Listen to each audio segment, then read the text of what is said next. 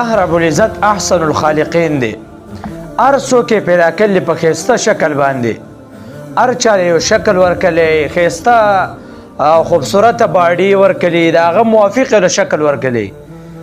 لیکن الله رب العزت ګوره، الله رب العزت قدرت ته انسان غټیږي، د انسان ژبه نه غټیږي. انسان غټیږي په ورځ په ورځ باندې، غوږونه اق شانتي، غوږونه د باډۍ منګي نه غټیږي.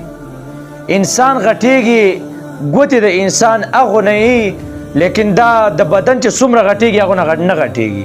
ولې؟ الله رب العزت احسن الخالقین دی. هر یو انسان یې په ښایسته شکل پیدا کړی.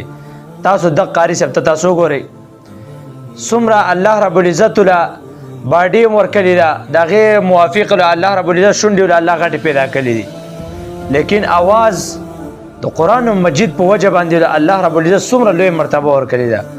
یو خدا چې په سټیج باندې ناست دی تلاوت د قرآن مجید کوي، یو کسو انتهایی بدرنګه و، چا به ورسره روټۍ نه خوړله، څوک به ورسره کېناسته نه.